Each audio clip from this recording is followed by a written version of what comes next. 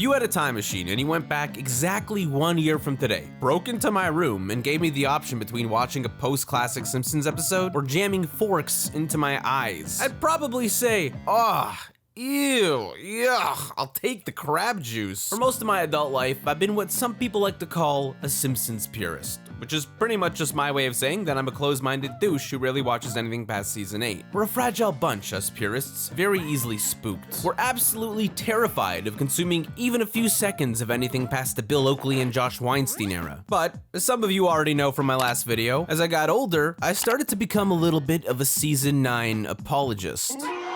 Yeah, the other purists aren't too happy about it either, but what can I say? My Scully might just be a little bit overhated. Zach, they're booing me. No, they're saying boo earns. Boo earns. Are you guys saying boo or boo earns? I was saying boo earns. Now, as a born-again season 9 enjoyer, after making that video, I suddenly noticed that an insidious little thought was creeping into my mind. If season 9 was good, then were the bad Simpsons episodes really even that bad? Surely the decline isn't so steep that the show would become immediately unwatchable, right? I couldn't get the thought out of my mind, and before you knew it, I did something that no Simpsons purist would ever do. I decided to watch the next 5 seasons of The Simpsons, starting with season 10. Now, while watching these seasons, I discovered something so shocking that it might just destroy all of reality. Are the bad episodes really that bad? Yes, but also no. Is the decline of the show so steep that it immediately becomes unwatchable? No. But also yes. Am I just doing this voice and leaving things ambiguous because it makes for better storytelling and viewer engagement? Yes. But also, yeah, that's exactly what I'm doing. What I'm trying to say is that things aren't exactly so linear with these post-classic episodes. Some seasons are better than others, and it doesn't necessarily go in the order that you might think. But there was one thing that I noticed was true of all 5 seasons, and that's the fact that you never, ever stop in the middle of a hoedown.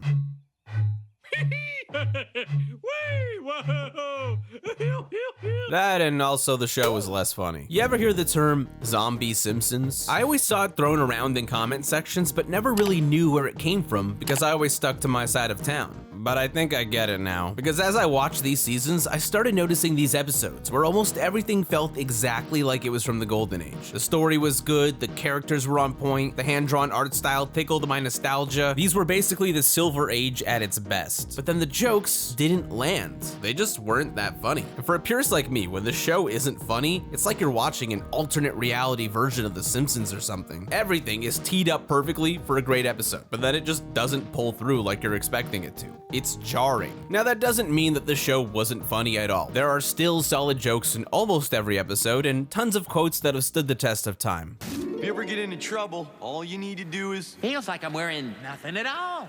Nothing at all. Nothing at all. Stupid sexy Flanders! Look, when the writers hit, they could still hit. But what used to be a laugh every few seconds became a laugh every few minutes. And as I say that out loud, I realize that I sound like a spoiled asshole, but I stand by my statement. Good jokes are a fundamental pillar of the classic Simpsons identity. When you have a bunch of duds mixed in throughout the episode, the show just doesn't feel the same. And because of that, the episodes can get kind of boring. I cannot tell you how many times I was tempted to reach for my phone and distract myself during my rewatch of these seasons. Do I have ADD from my exposure to social media? Probably. But even if that is the case, I still don't have that problem when I'm watching the old episodes, and I've seen them like 30 times. So this is clearly a problem that's unique to these later episodes. But I will say this, not all seasons are made equally. Season 10 was by far the funniest of the bunch. Not the old episodes, but it still got tons of great jokes in it. Like when Lisa's afraid that she'll end up going to Brown instead of Harvard. No, not Brown.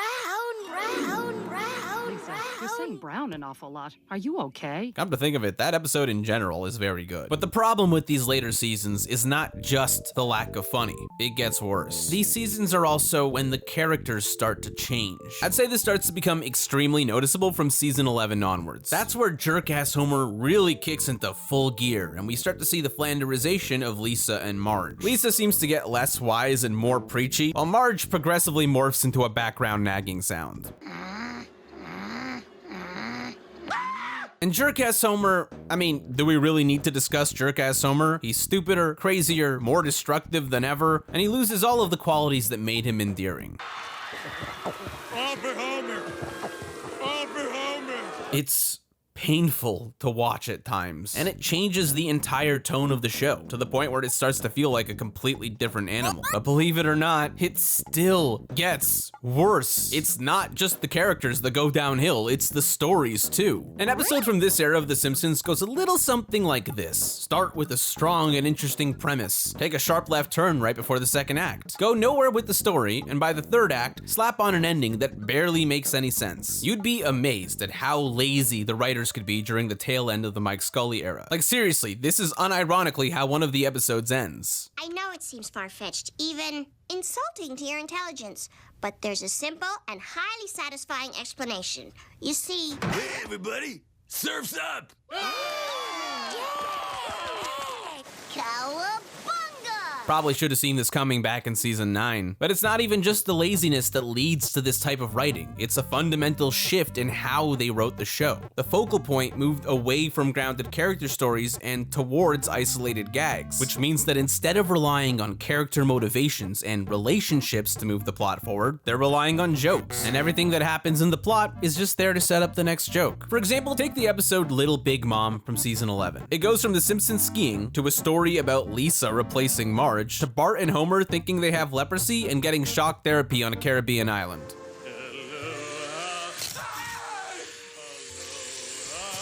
As a story, it's complete nonsense, and it kind of rehashes My Sister, My Sitter. But as an episode, it's really just a collection of jokes. Some good, some stupid. Now compare that to a classic episode like The Curse of the Flying Hellfish. Sure, it's not as funny as some of the other classic episodes, but the clear focus is on telling an interesting story while doing a character study on Abe Simpson. And most importantly, it's able to pull you in without relying on gags. During my rewatch of these later seasons, I almost never saw that type of storytelling. There were a few exceptions, like the Trilogy of Error, or that episode where Homer dislodges the crayon from his brain and becomes smart. Now, who's up for a trip to the library tomorrow?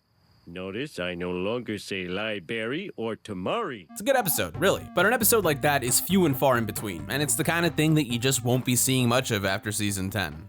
Or is it? Now, I know a lot of people already know this, but for the purists out there that only watch the classic episodes, this is probably going to be news to them. The show actually gets better again in season 13. That's right. People don't talk about this as much when the show's decline comes up, but in season 13, the characters actually revert back to a better version of themselves, and the storylines improve too. Everything just feels so much more grounded in this season. Even jerk-ass Homer stops being a thing for the most part. It's weird, but it really feels like season 13 is a return to The Simpsons before they went headfirst into Crazyville. We are the jockeys, jockeys are we. We live underground in a fiberglass tree.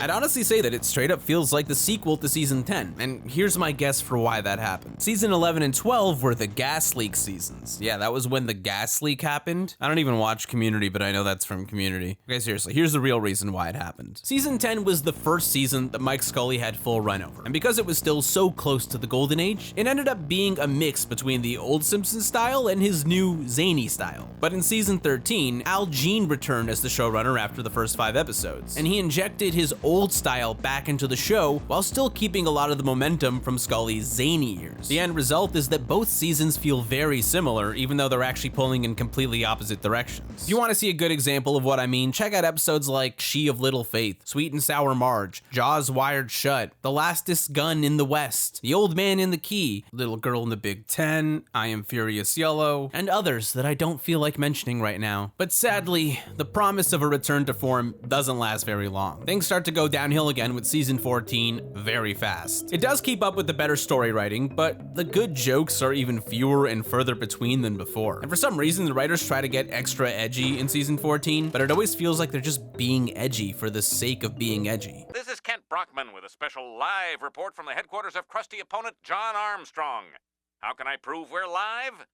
Penis. I'm not gonna lie, sometimes it works, but usually it just feels like they're not sure how to be funny, so they're trying to be shocking instead, which is exactly like something that I would do in my videos. And if your TV show is written like a slush video, then you've got problems, buddy. Isn't that right, Zach? Also, season 14 is when the show switches from the hand-drawn look to the digital one, and I just think that looks awful. But that's a personal preference. I'm not gonna hold it against the show. So anyways, now that I've watched all 5 seasons, what's my verdict? Are the bad episodes really that bad? Is the show hopeless after its peak? Will Homer and Joey ever make it to California? Sure we will, Mr. Homer.